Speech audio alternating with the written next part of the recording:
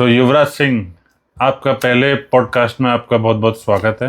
चलिए, आज हम आपसे ये जानना चाहते हैं कि बोर्डिंग स्कूल के बारे में आपको कैसा फील हुआ। अभी आपको 2 साल ऑलरेडी हो गए हैं, तो आपने क्या क्या महसूस किया, क्या क्या नहीं किया, तो उसके ऊपर हम आज आपसे क्वेश्चंस करेंगे। उसके आप जवाब दीजिए, जिससे कि बाकी बच्चों को भी एक मार्गदर्शन मिले कि उनको बोर्डिंग स्कूल में जाना चाहिए, नहीं जाना चाहिए, आपका कैसा अनुभव रहा, क्या सारी चीज़ें दिक्कत आती हैं, क्या परेशानी आती हैं, क्या बेनिफिट हैं, क्या उसका डिसएडवांटेज है। तो युवराज सिंह, शुरू करें? Yes, why not. तो युवराज, ये बताइए, आपके हिसाब से किसी को भी बोर्डिंग स्कूल में जाना चाहिए या नहीं जाना चाहिए, और जाना चाहिए तो किसको जाना चाहिए और किसको नहीं जाना चाहिए? मेरे हिसाब से बोर्डिंग स्कूल में जाना एक बहुत कॉम्प्लेक्सिटी वाला टास्क है। आपको खुद को बहुत अच्छे तरीके से एनालाइज करना पड़ेगा कि बोर्डिंग स्कूल में जाना मेरे लिए सही है कि नहीं। ये डिपेंड करता है आपके ऊपर। आप अगर खुद को एनालाइज करके ये पहचान पाते हैं कि क्या मैं सही में बोर्डिंग में रह लूँगा, क्या मैं इतना वीक हार्टेड तो नहीं हूँ, जितना कि मैंने नोटिस किया 2 साल में। कोई इतना वीक हार्टेड नहीं होता कि वो 2 साल में भी अडेप्ट ना कर पाए। फ्रेंड्स बनते हैं, सिर्फ सोचने की बातें हैं, लेकिन 1-2 बच्चे, मैंने 1000 बच्चों में से भी ऐसे देखे हैं जो 2 साल में भी कभी अडेप्ट नहीं कर पाते। वो इतने ज़्यादा वीक हार्टेड होते हैं। तो आप अच्छे से खुद को पहले एनालाइज करिए।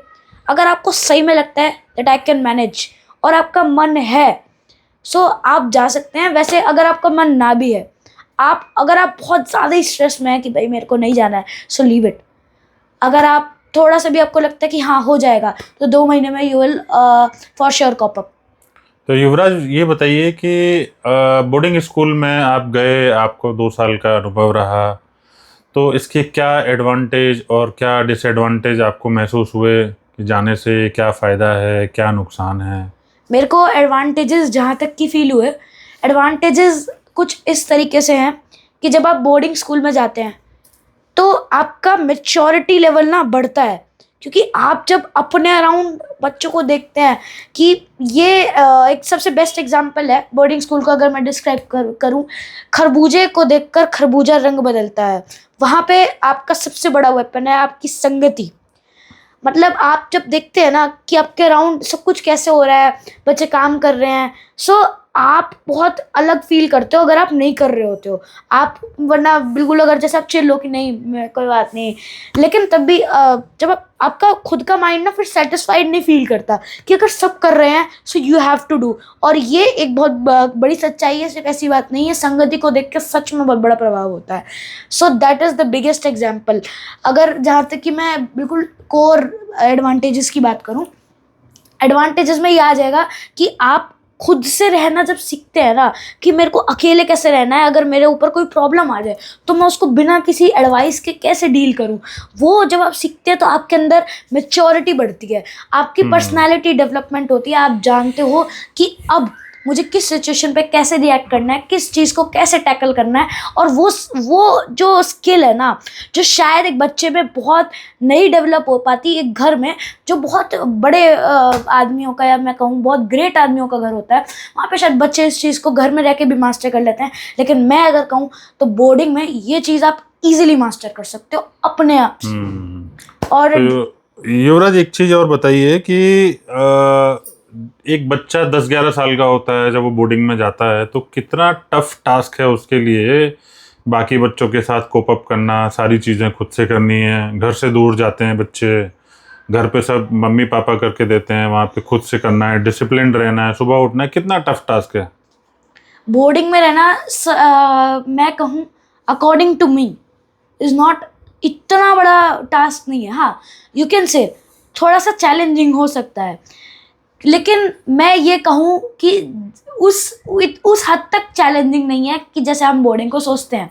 बोर्डिंग को जब आप सोचोगे आपके मन में एक जेल आएगा जिसमें आप कैद हो, लेकिन ऐसा कुछ नहीं है, क्योंकि जब आप अपने दोस्तों के साथ उठते हो, आप बातें करते हो, आप रहते हो, तो आपको ना कुछ अजीब नहीं लगता। और जब आप 5 बजे रोज उठने लग जाते हो ना, आपको वो चीज़ नॉर्मल लगने लग जाती है, क्योंकि आप किसी से जाके भिड़ भी नहीं सकते कि नहीं मेरे को तो 10 बजे उठना है, you have to do it, और वो एक कंपल्शन है। तो आप जब बाकी बच्चों के साथ उठते हो तो that's not a big task. और जहाँ तक कि अगर मैं कोर चीज़ बात करूँ कि ये कोई टफ टास्क है कि नहीं, तो टफ टास्क उनके लिए है जो उसको टफ टास्क मानते हैं। तो स्टार्टिंग में आपको कितना चैलेंजिंग महसूस हुआ, कितना प्रॉब्लम महसूस हुआ? सुबह उठना, फिर सुबह मॉर्निंग में पीटी में जाना, फिर पढ़ाई के लिए जाना, फिर स्पोर्ट्स करना, फिर इवनिंग स्टडीज़ करना, कितना टफ टास्क लगा? कितना टाइम लगा आपको कोप अप होने में, ये सारी चीज़ें अडॉप्ट करने में कितना टाइम लगा? और कोई भी बच्चा इजीली इसको अडॉप्ट कर सकता है क्या? हाँ, मैं कहूँ कोई भी बच्चा, इवन वो कितना भी सॉफ्ट हार्टेड हो, हाँ याद ज़रूर आ सकती है अगर वो बहुत हद से ज़्यादा वीक हार्टेड है, लेकिन जहाँ तक कि आपके दोस्त बनते हैं and you cope up easily. क्योंकि मैंने इससे पहले ही बताया कि जब आप अपने सराउंडिंग्स में ये सब देखते हो ना, यू डोंट फील इट अजीब। अभी आपके लिए अजीब है क्योंकि आपके साथ के कोई बच्चे वहाँ सुबह 5 बजे उठ के वहाँ एक्सरसाइज वगैरह नहीं कर रहे, सो यू फील इट कि वो अजीब है। बट जब आप वहाँ जाते हो तो सब वही कर रहे हैं, सो हाउ इट इज़ अजीब।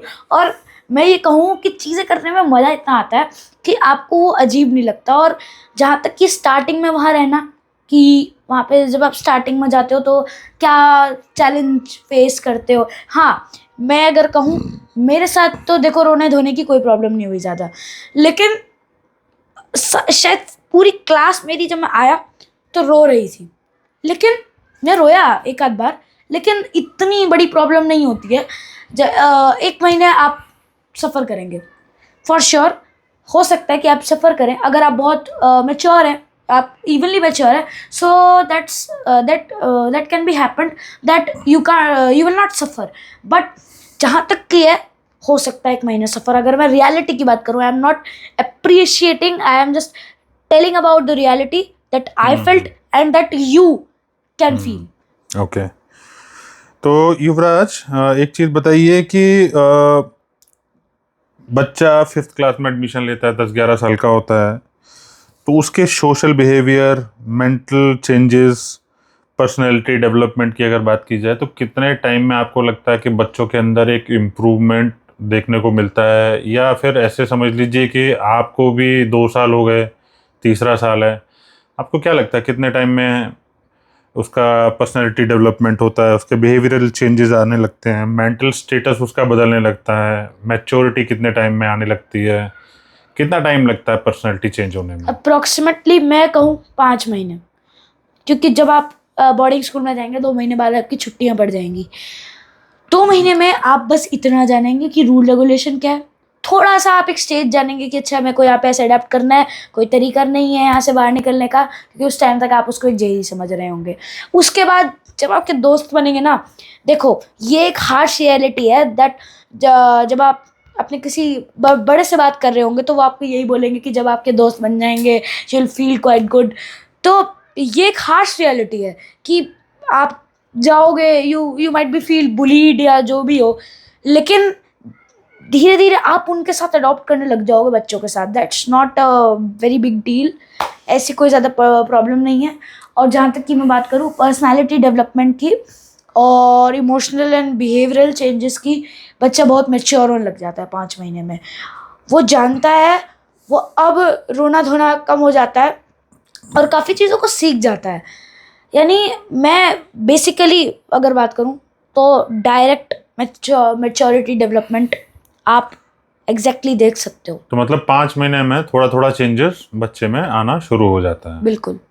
ओके, तो अपने साथियों के साथ आप 24 घंटे रहते हैं, तो उसके आपको लगता है कि क्या एडवांटेज हो सकते हैं, क्या डिसएडवांटेजेस हो सकते हैं? क्या आप अच्छी चीज़ें अडॉप्ट कर रहे हैं, या आपके बहुत सारे दोस्त हैं आपके साथ में रहते हैं, पढ़ते हैं, हॉस्टल में रहते हैं, तो उसका कोई ऐसा डिसएडवांटेज भी है कि आपका फोकस हट जाता है पढ़ाई से, या आपका फोकस बढ़ जाता है या कम्पिटिटिवनेस बढ़ जाती है, क्या लगता है आपको?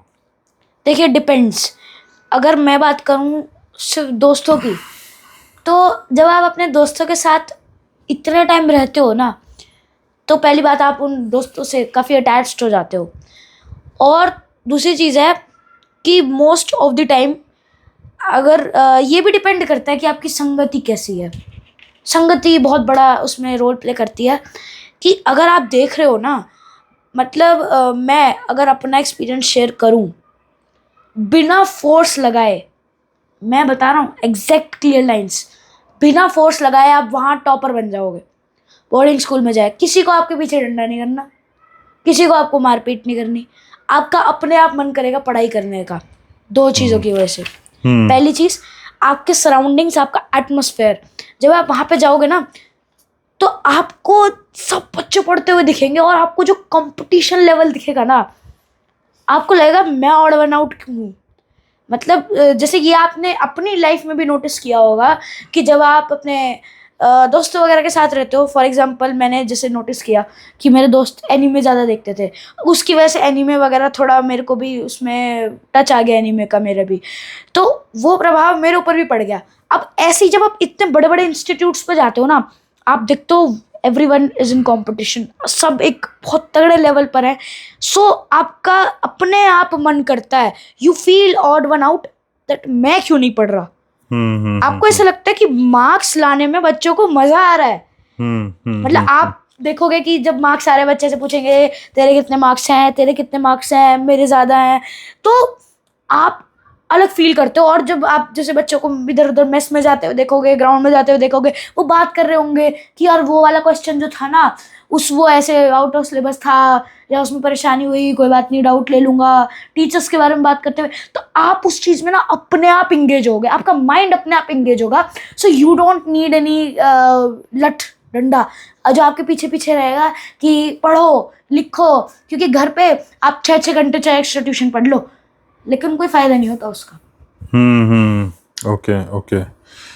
तो युवराज जी, ये बताइए कि पेरेंट्स को आप कितना मिस करते हैं वहाँ जाके? स्टार्टिंग में आपने बहुत मिस किया होगा, सारे बच्चे कितने टाइम तक पेरेंट्स को ज़्यादा मिस करते हैं? एक इमोशनल कनेक्ट होता है, तो उससे कितना इम्पैक्ट पड़ता है आपकी स्टडीज़ पे? और बहुत सारे पेरेंट्स ये भी बोलते हैं कि भाई हमारा एक बच्चा है, हम वो दूर रखना नहीं चाहते। हाँ, हॉस्टल में नहीं भेजना चाहते। तो क्या ये अप्रोच सही है बच्चे के करियर के पॉइंट ऑफ व्यू से? आपको क्या लगता है? मेरा ये मानना है कि अगर उनको अपने ऊपर सच में इतना बिलीव है कि वो अपने बच्चे को बोर्डिंग से ज़्यादा एक ऐसा एटमॉस्फेयर दे सकते हैं अपने घर पे। मतलब देखो, this is next to impossible task कि आप एक बोर्डिंग जैसा एटमॉस्फेयर, देखो ज़्यादातर ये वो लोग कर पाते हैं जिनके पेरेंट्स या तो स्पोर्ट्स वगैरह में हों, क्योंकि उनका खुद का एक रूटीन होता है कि भाई 5 बजे उठे, you have to take up your racket और something and you get onto the court and you start playing, you come, you get your child with milk and some nutritious food. तो जब आप, तो that is a very, you know, when your profession is a very disciplined profession, for example you're a sports person or you're a army person, so at that very time आप खुद disciplined होते हैं, इसलिए आपका घर का atmosphere disciplined होता है। If you are something like a salesman और a businessman, you are always busy in calls and everything, तो आप अपने बच्चे को वैसा एटमोसफेयर दिलाओ, that is next to impossible. तो अगर आपको अपने ऊपर सच में इतना बिलीव है ना कि अगर आप अपने बच्चे को वैसा एटमोसफेयर दिलवा पाओ, सो आई ट्रूली अप्रिशिएट। एंड मैं तो यही कहूँगा कि उस चीज़ में एक सही अप्रोच है, लेकिन आप अपने पहले करियर को देखिए और ये देखिए कि आप अपने बच्चे को कितना टाइम दे पा रहे हैं और क्या आपको उसके अंदर उस चीज़ में इम्प्रूवमेंट लग रहा है, क्या आपको लग रहा है कि आप उसको रख लेंगे। देखिए मैं बिल्कुल आपको वो नहीं कर रहा हूँ, कोई फोर्स वगैरह, मैं आपको खुद को एनालाइज करने में हेल्प कर रहा हूँ कि आप चेक करिए, you have to analyse yourself and your relationship with your child, that can you lead him or her to development in his life, in his career. So आपको शायद एनालाइज करने की ज़रूरत है, अगर कर सकते हैं तो that's a good approach. तो आपके हिसाब से अच्छा है बच्चों को बोर्डिंग में डालना, अगर किसी पेरेंट्स के पास उतना अटेंशन देने का टाइम नहीं है तो बच्चे के करियर के लिए और उसके डेवलपमेंट के लिए बोर्डिंग अच्छा है आपके हिसाब से? तो युवराज, अब ये बताइए कि वहाँ के खाने के बारे में कुछ फीडबैक दीजिए, कैसा है? पेरेंट्स ये भी बहुत वरी करते हैं कि वहाँ पे खाना अच्छा नहीं मिलता होगा, हम तो घर पे बहुत अच्छा खाना खिलाते हैं। तो आपके हिसाब से खाने का क्या आपको लगता है कि क्या क्वालिटी ऑफ फूड वहाँ इसके पे लिए मिलता है? सबसे, देखिए ये थोड़ा टॉपिक हट सकता है, लेकिन मैं जहाँ तक बात करूँ, इसके लिए आपको एक चीज़ जाननी पड़ेगी। बोर्डिंग में और हॉस्टल में difference. Hostel is something where you can go, बस आपका एक वार्डन बैठा रहेगा जो आपको आपकी एंट्री करेगा, आपको आउट करेगा। That is for the children who are in who take a room or they purchase a room. But boarding school is completely different. In that very hostel, the students which are in 11th 12th or coaching or something like college or doing their graduation, post graduation, they take the hostel, they purchase their rooms, there they live. So that is hostel where you can do anything. There is no schedule, your it is up to you what you want to do. But boarding is completely different. Boarding एक देखिए, पहले मैं आपको बता दूं, residential school को चलाना is a very difficult task. तो अगर यहाँ तक बात करी जाए तो रेजिडेंशियल स्कूल में, बोर्डिंग में खाना मोस्ट ऑफ द स्कूल्स में अच्छा मिलता है अगर आप एक अच्छी सैलरी कमाते हैं, you are a good earner, okay, medium earner. तो अगर आप एक अपने स्कूल को, अपने बच्चे को एक मीडियम लेवल स्कूल पे पढ़ा रहे हैं ना, that serves a good quality food. ऐसी कोई बात नहीं है कि खाना बेकार होता है। That is mostly seen in the hostels that I told you earlier. तो आपके हिसाब से अच्छा न्यूट्रिशियस खाना मिलता है, बैलेंस्ड डाइट मिलती है। बैलेंस डाइट मिलती है। तो ये बताइए कि आपके स्कूल में जैसे पीटीएम होती है तो उससे बच्चों को कितना कॉन्फिडेंट फील करते हैं बच्चे, उनको क्या बेनिफिट होता है बच्चों को? और उसके आगे एक लास्ट सवाल ये है कि बच्चों को क्या प्रिपरेशन करनी चाहिए, बच्चों को क्या प्रिपरेशन करनी चाहिए बोर्डिंग के लिए? अगर कोई बच्चा 5th या 6th में जा रहा है तो उनको क्या क्या चीज़ें दिमाग में रखनी चाहिए तैयारी के लिए, कैसे उनको तैयारी करनी है? आप इसके बारे में, पीटीएम के बारे में आप बताइए, और कैसे कैसे तैयारी करनी है उसके बारे में आप बताइए, अगर किसी बच्चे का इंटरेस्ट है तो जाने के लिए। अगर कोई बोर्डिंग में जाना चाहता है, सबसे पहली चीज़ अपने माइंड में एक चीज़ रखनी है, चाहे वो कितना ही स्ट्रेस्ड हो जाए, मन लगेगा, फॉर श्योर लगेगा। ऐसी कोई बात नहीं है नहीं लगेगा। जाते बच्चे सोचने लग जाते हैं, पुराने बच्चों से ये बोलेंगे कि मेरा मन नहीं लग रहा, ऐसे हो रहा है, वैसे हो रहा है, फॉर श्योर लगेगा। इस बात को माइंड में एक गांठ बांध के रखनी है। नहीं, मन तो लग जाएगा। सवाल ये है कि पीटीएम जो होती है पेरेंट्स की, उसमें बच्चों को कितना कॉन्फिडेंट फील होता है, उसका क्या फ़ायदा है?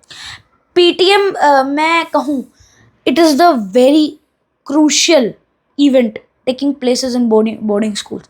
जब आप पीटीएम होती है ना, बच्चे 2-2 महीने बाद अपने पेरेंट्स से मिलते हैं और एक्साइटमेंट फील करते हैं। Then their admission number is called or something, I don't know in different boarding schools, but जब उनका नाम बुलाया जाता है, their admissions number, they come out with excitement, they run to their parents, sometimes tears and joy. So मेरा कहने का motive ये है कि जब वो अपने पेरेंट्स से मिलते हैं, फिर मतलब उनके पेरेंट्स मोटिवेट करेंगे कि बेटा पढ़ ले, बेटा एक ही जीवन है, या जो भी है, दे motivate so much.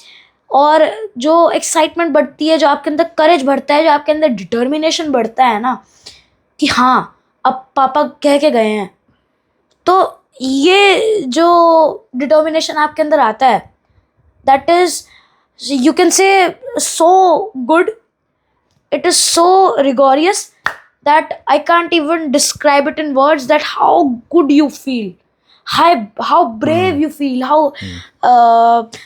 how amazing you feel when you meet your parents and you go back and you remember those words and you remember the picture of your family. So that's a really great feeling. तो युवराज, आज के podcast का last सवाल, बच्चों को क्या तैयारी करनी चाहिए बोर्डिंग स्कूल में जाने वाले बच्चों के लिए? आप कुछ गाइडेंस दे पाएँ कि उनको क्या दिमाग में रखना चाहिए प्रिपरेशन करने से पहले, जिससे वो क्वालिफाई कर पाएँ, अच्छे से एग्ज़ाम दे पाएँ? कितने आवर्स उनको स्टडी करनी चाहिए? प्रिपरेशन के लिए मैं जहाँ तक अपने लेवल के एग्ज़ाम्स की बात करूँ, RMS, RAMC, JNV, सैनिक, इन सारे एग्ज़ाम्स में एक चीज़ अगर मन में रखी जाए, कंसिस्टेंसी। आप हमेशा कंसिस्टेंट रहो, खुद को टाइम दो, ठीक है।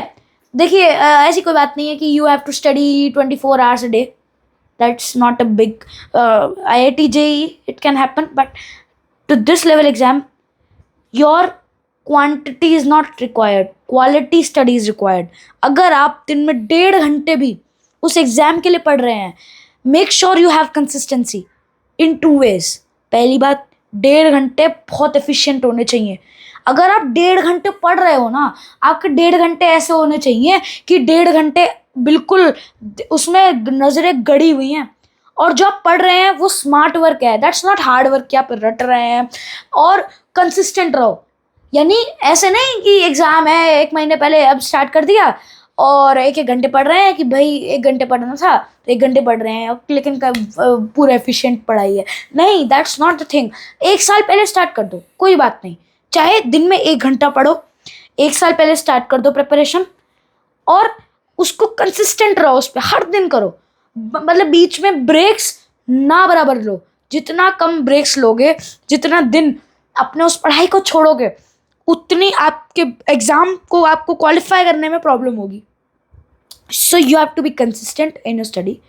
और जहाँ तक की बात है, पहले गुरुकुल या किसी भी बोर्डिंग स्कूल में पहले आने से पहले आपको कुछ चीज़ें जो कि हमेशा अपने दिमाग में नोट बांध लेनी चाहिए कि your parents and a family are giving so much of efforts, so you should respect it and use it efficiently.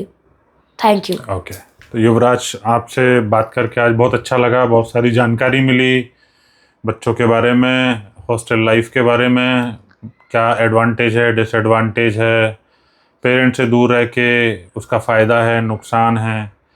और wish you all the best for your future. Thank you. मिलते हैं जल्दी आपसे युवराज next podcast में। Thank you.